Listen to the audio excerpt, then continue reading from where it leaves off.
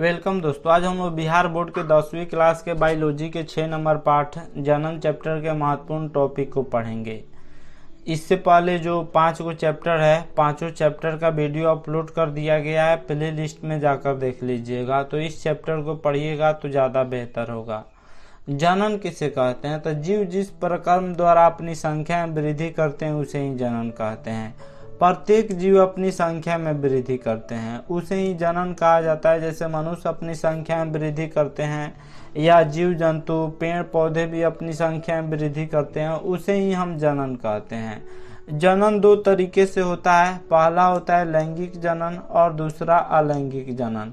लैंगिक जनन किसे कहते हैं? तो जनन की वह विधि जिसमें नर और मादा दोनों भाग लेते हैं, जिसमें मेल फीमेल दोनों भाग लेते हैं, उसे लैंगिक जनन कहा जाता है। जैसे मनुष्य हो गया या जानवर हो गए, इस सभी में लैंगिक जनन होता है। और अलैंगिक जनन से क्या समझते हैं? तो जनन की वह विधि जिसमें जीवों का सिर्फ एक व्यष्टि भाग लेते हैं, जैसे अमीबा, पैरामीशियम, ईस्ट, इस सभी में जनन का सिर्फ एक व्यष्टि भाग लेता है, इसलिए इस सभी में अलैंगिक जनन होता है। तो जनन की वह विधि जिसमें जीवों का सिर्फ एक व्यष्टि भाग लेते हैं उसे अलैंगिक जनन कहते हैं। अलैंगिक जनन की क्या विशेषताएं हैं? तो अलैंगिक जनन की निम्नलिखित विशेषताएं हैं। पहली विशेषता, इसमें जीवों का सिर्फ एक व्यष्टि भाग लेता है, यानी इसमें नर और मादा नहीं होता है, इसमें सिर्फ एक व्यष्टि होता है, यानी उसमें नर और मादा नहीं होता है। जिस तरह मनुष्यों में या जीव जंतुओं में नर मादा दोनों होते हैं, मेल फीमेल होते हैं, पुरुष स्त्री होते हैं, लेकिन अलैंगिक जनन में सिर्फ एक व्यष्टि, जैसे अमीबा, पैरामीशियम, यूग्लिना, इन सभी जीवों में सिर्फ एक व्यष्टि होता है। इसकी दूसरी विशेषताएं हैं, इसमें युग्मक अर्थात शुक्राणु और अंडाणु कोई भाग नहीं लेते हैं। स्पर्म इसमें भाग नहीं लेते हैं और अंडाणु इसमें भाग नहीं लेते हैं। जिस तरह जीव जंतु में या मनुष्यों में पुरुषों के शुक्राणु और महिलाओं के अंडाणु भाग लेते हैं, लेकिन अलैंगिक जनन में शुक्राणु और अंडाणु कोई भाग नहीं लेते हैं। तीसरी इसकी विशेषताएं हैं, इस प्रकार के जनन में या तो समसूत्री कोशिका विभाजन होता है या असमसूत्री कोशिका विभाजन होता है। अलैंगिक जनन में समसूत्री कोशिका विभाजन और असमसूत्री कोशिका विभाजन दोनों में से कोई एक होता है। चौथा इसकी विशेषताएं हैं, अलैंगिक जनन के बाद जो संतानें पैदा होती है वे आनुवंशिक गुणों में ठीक जनकों के समान होती है। यानी अलैंगिक जनन में जो फादर होती हैं, जो संतानें पैदा होती हैं, वो अपने फादर के समान होती हैं, यानी वह अपने जनक जो पैदा करता है उसके समान होती है। अलैंगिक जनन के बाद जो भी संतानें पैदा होती हैं वह अपने फादर के समान, यानी वह अपने जनकों के समान, पैदा करने वालों के समान होती है। पांचवी विशेषता है, इस प्रकार के जनन से ज्यादा संख्या में हम जल्दी में जीव संतानों की उत्पत्ति कर सकते हैं। जैसे मनुष्य हो गया या फिर जो है जीव जंतु हो गए, कुत्ता बकरी, इन सभी में जो संतानें पैदा होती हैं वह देर से होती है। लेकिन अलैंगिक जनन में संतानें जो होती हैं वह काफी तेजी से अपनी संख्या में वृद्धि करती है। एक बार में 1 लाख, 2 लाख, 10,000, 20,000, 100, 200, 500, इस तरह की ज्यादा से ज्यादा संख्या में और जल्दी से 1 सेकेंड 2 सेकेंड में अपनी संख्या में वृद्धि कर सकते हैं। इसकी छठी विशेषता, इसमें निषेचन की जरूरत नहीं होती है, यानी नर मादा जो भाग लेते हैं वह संलग्न करते हैं। जैसे मनुष्य हो गए या जीव जंतु हो गए, इसमें नर मादा निषेचन करते हैं, भाग लेते हैं, तभी संतान पैदा होती है, लेकिन इसमें निषेचन की कोई जरूरत नहीं होती है। अलैंगिक जनन में निषेचन की कोई भी जरूरत नहीं पड़ती है। नेक्स्ट है, जीवों में अलैंगिक जनन निम्नलिखित कई विधियों से संपन्न होता है। जीवों में जो अलैंगिक जनन होता है इसकी निम्नलिखित विधियां होती है, जिसमें विखंडन होता है, अपखंडन होता है, बीजाणु जनन होता है, मुकुलन होता है। तो इन सभी विधियों को हम लोग बारी बारी से पढ़ लेते हैं। विखंडन से क्या समझते हैं? तो विखंडन के द्वारा मुख्य रूप से एक कोशिकीय जीवों में जनन होता है। विखंडन में कोई जीव विखंडित होकर ये 2 भागों में या 2 से अधिक भागों में टूट जाता है। तो विखंडन के द्वारा मुख्य रूप से एक कोशिकीय जीवों में जनन होता है, जैसे जीवाणु हो गया, अमीबा, पैरामीशियम, एक कोशिकीय शैवाल, युगलिना, इन सभी में जनन विखंडन विधि द्वारा होता है। विखंडन 2 प्रकार की होती है, एक होता है द्विखंडन, दूसरा होता है बहुखंडन। द्विखंडन में क्या होता है, तो वैसा विभाजन जिसके द्वारा एक व्यष्टि से खंडित होकर 2 का निर्माण होता है, यानी कोई जनक होता है वह खंडित होकर टूटकर 2 का निर्माण करता है, उसे ही द्विखंडन या द्विविभाजन कहते हैं। जैसे जीवाणु, जीवाणु को इंग्लिश में बैक्टीरिया कहा जाता है। तो बैक्टीरिया में, पैरामीशियम में, अमीबा में, यीस्ट में, युगलिना में, इन सभी में द्विखंडन विधि से जनन होता है। इसमें कोई जीव होता है वह 2 भागों में बांट जाता है, 1 से 2 हो जाता है, तो इसी को द्विखंडन या द्विविभाजन कहते हैं। नेक्स्ट है बहुखंडन या बहुविभाजन से क्या समझते हैं, तो वैसा विभाजन जिसके द्वारा एक व्यष्टि खंडित होकर अनेक व्यष्टियों की उत्पत्ति करता है, यानी मोर देन वन, 1 से अधिक व्यष्टियों का उत्पत्ति करता है, उसे बहुखंडन या बहुविभाजन कहते हैं। जिसमें जीव जो होता है वह एक होता है, जैसे मान के चलिए एक जीव हो गया और इसमें से अनेक जो है संतानें पैदा करता है। एक व्यष्टि, एक जीव जो होता है वह अनेक संतानें पैदा करता है, तो उसे ही बहुखंडन या बहुविभाजन कहते हैं। जैसे अमीबा में द्विखंडन विधि से भी जनन होता है और बहुखंडन या बहुविभाजन विधि से भी जनन होता है। उसके बाद प्लेज्मोडियम, जिसे मलेरिया परजीवी भी कहा जाता है, इसमें भी बहुखंडन विधि से जनन होता है। तो अमीबा और प्लेज्मोडियम में बहुखंडन विधि से जनन होता है।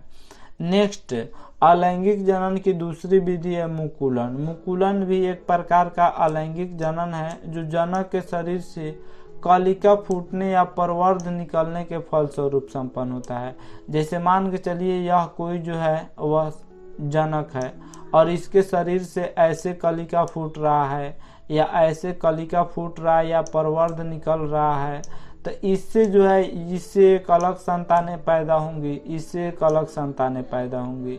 तो कलिका फूटने या प्रवर्ध निकलने के फलस्वरूप संपन्न होता है, वह मुकुलन कहलाता है। जैसे ईस्ट में मुकुलन विधि से जनन होता है। ईस्ट जो होता है यह भी एक कोशिकीय जीव है और इसमें मुकुलन विधि से जनन होता है। नेक्स्ट है अपखंडन या पुनर्जनन। तो इस प्रकार के जनन में जीवों का शरीर किसी कारण से 2 या अधिक टुकड़ों में खंडित हो जाता है। जैसे कोई जीव है और यह 2 या अधिक टुकड़ों में, जैसे 3 टुकड़ों में यह विखंडित हो जाएगा और अपने जो प्रत्येक खंड होते हैं वह अपने खोए हुए भागों का विकास कर पूर्ण विकसित नए जीव में परिवर्तित हो जाता है। यही अपखंडन या पुनर्जनन होता है। जैसे यह कोई जीव है और यह 2 भागों में टूट गया, ऊपर से टूटा है और यह नीचे से टूटा हुआ है, तो इसमें जो होगा वह यह अपने से जुड़ जाएगा, यह भी पूर्ण विकसित होकर जुड़ जाएगा। तो इस तरह के जनन को हम लोग अपखंडन या पुनर्जनन कहते हैं। इसमें प्रत्येक खंड अपने खोए हुए भागों का विकास कर पूर्ण विकसित नए जीव में परिवर्तित हो जाता है। जैसे स्पाइरोगाइरा, प्लेनेरिया आदि में जनन जो होता है वह अपखंडन विधि से होता है। नेक्स्ट है बीजाणु जनन। बीजाणु जनन से क्या समझते हैं, तो इस प्रकार के जनन में सामान्यतः सूक्ष्म थैली जैसे बीजाणु धानियों का निर्माण होता है। हवा के द्वारा इनका प्रकीर्णन दूर दूर तक होता है। अनुकूल जगह मिलने पर बीजाणु अंकुरित होते हैं तथा उनके भीतर की कोशिकीय रचनाएं बाहर निकलकर वृद्धि करने लगती है। जब ये विकसित होकर परिपक्व हो जाती है तो इनमें पुनः जनन करने की क्षमता पैदा हो जाती है। बीजाणु जनन में क्या होता है, जैसे यह बीज हो गया और इससे जो है हवा आएगा, हवा के द्वारा इसके कण जो होंगे वह बाहर फैल जाएंगे और फिर जो है इनके अंदर कोशिकीय जो रचनाएं होंगी वह बाहर निकलकर वृद्धि करने लगती है और यह विकसित होकर परिपक्व हो जाती है, तो इनमें पुनः जनन करने की क्षमता पैदा हो जाती है, जिसे बीजाणु जनन कहते हैं। इसमें हवा के द्वारा इसको जो है यानी हवा के झोंकों के द्वारा इसको बहा कर ले जाया जाता है और कहीं छोड़ दिया जाता है और वहां से वह एक नया जो है संतान उत्पन्न होती है, उसी को बीजाणु जनन कहा जाता है। नेक्स्ट है पौधों में कायिक प्रवर्धन। तो जनन की वह प्रक्रिया जिसमें पादप शरीर का कोई कायिक या वर्धी भाग जैसे जड़, तना, पत्ती आदि उससे विलग या परिवर्धित होकर नए पौधे का निर्माण करता है, उसे कायिक प्रवर्धन करते हैं। जैसे यहाँ पे आम का कोई डाली को अगर काट लिया जाता है, इस पे जैसे मान के चलिए कोई डाली हो गया और इस डाली पे मिट्टी रख के इसमें जो है सूर निकाल दिया जाता है और फिर इस डाली को काट लिया जाता है और काट के लगा दिया जाता है, तो इस प्रकार को हम लोग इस प्रकार की जनन को कायिक प्रवर्धन कहते हैं। या फिर जो है आलू हो गया, आलू में कोई छोटा सा भाग काट के और उसे लगा दिया जाता है, तो इस प्रकार के जनन को हम कायिक प्रवर्धन कहते हैं। नेक्स्ट है लैंगिक जनन किसे कहते हैं। तो जनन दो प्रकार के होते हैं, एक लैंगिक जनन, एक अलैंगिक जनन होता है। अलैंगिक जनन में जनन का सिर्फ एक व्यष्टि भाग लेता है, जबकि लैंगिक जनन में नर और मादा दोनों भाग लेते हैं। तो जनन की वह विधि जिसमें नर और मादा दोनों भाग लेते हैं उसे लैंगिक जनन कहते हैं। जैसे मनुष्यों, जंतुओं, इस सभी में लैंगिक जनन द्वारा जनन होता है, लेकिन अमीबा हो गया, पैरामीशियम हो गया, यूग्लिना हो गया, इन सभी में अलैंगिक विधि द्वारा जनन होता है। लिंग के आधार पर जीवों को दो भागों में बांटा गया है, एक होता है एक लिंगी, दूसरा द्विलिंगी। लिंग के आधार पर जीवों को दो वर्गों में बांटा गया है, दो भागों में बांटा गया है। एक लिंगी जीव होता है, दूसरा द्विलिंगी जीव होता है। एक लिंगी जीव किसे कहते हैं, तो वे जीव जिसमें सिर्फ एक व्यष्टि होते हैं, यानी नर और मादा नहीं होता है, उसे एक लिंगी जीव कहते हैं। जैसे अमीबा में नर मादा नहीं होता है, मेल फीमेल नहीं होता है, पुरुष स्त्री नहीं होता है, उसी तरह जीवाणु में भी मेल फीमेल नहीं होते हैं, तो यह एक लिंगी कहलाएंगे। तो अमीबा हो गया, जीवाणु, बैक्टीरिया हो गया, या पैरामीशियम हो गया, वायरस हो गया, इन सभी में जो है ये सभी एक लिंगी होते हैं। द्विलिंगी किसे कहते हैं, तो वे जीव जिसमें नर मादा दोनों होते हैं उसे द्विलिंगी कहते हैं। जैसे मनुष्य, घोड़ा, बकरी, गधा, ये सभी द्विलिंगी कहलाएंगे। नेक्स्ट है निषेचन किसे कहते हैं। तो नर युग्मक और मादा युग्मक के संलग्न को निषेचन कहते हैं। नर और मादा जब मिलते हैं तो इसी को निषेचन कहा जाता है। जैसे मनुष्य या पेड़ पौधे या पक्षियां हो गई, जब ये आपस में मिलते हैं तो इसी को निषेचन कहा जाता है। निषेचन के बाद ही संतानें पैदा होती है। द्विलिंगी जीवों में बिना निषेचन के संतानें पैदा नहीं हो सकती है। जब तक निषेचन नहीं होगा तब तक संतानें पैदा नहीं होगी। नेक्स्ट है मनुष्य का प्रजनन अंग। तो मानव जननांग साधारणतः लगभग 12 वर्ष की आयु में परिपक्व एवं क्रियाशील होने लगते हैं। मनुष्य के जो जनन अंग होते हैं, वह 12 वर्ष की आयु में परिपक्व, मैच्योर और क्रियाशील होने लगते हैं। इस अवस्था में बालक बालिकाओं के शरीर में कुछ परिवर्तन होना प्रारंभ हो जाता है। जैसे त्वचा का रंग गाढ़ा हो जाता है, आवाज भारी हो जाता है, उसके बाद जो जननांग होते हैं उसमें बाल आने लगते हैं, या फिर कांख में बाल आने लगता है। तो इसी अवस्था को किशोरावस्था कहा जाता है। बालक और बालिकाओं में यह अवस्था होता है। बालक और बालिकाओं जिसकी उम्र 12 वर्ष से लेकर 18 वर्ष के बीच होती है, उसमें यह सभी चेंजेज आता है। इसी को किशोरावस्था कहा जाता है। तो निषेचन में नर युग्मक शुक्राणु और मादा युग्मक अंडाणु भाग लेते हैं, तभी निषेचन होता है, और निषेचन के बाद ही संतानें पैदा होती हैं। नेक्स्ट है कुछ रोग, जैसे लैंगिक जनन संचारित रोग। तो यौन संबंध से होने वाले जो रोग होते हैं, यानी फिजिकल रिलेशन से होने वाला जो रोग होता है, उसे लैंगिक जनन संचारित रोग कहते हैं। फिजिकल रिलेशन से जो रोग होता है उसी को लैंगिक जनन संचारित रोग कहते हैं। नेक्स्ट है बैक्टीरिया जनित रोग। तो लैंगिक जनन संचारित रोग कई कारणों से होता है, जैसे बैक्टीरिया से होता है, वायरस से होता है, प्रोटोजुआ से होता है।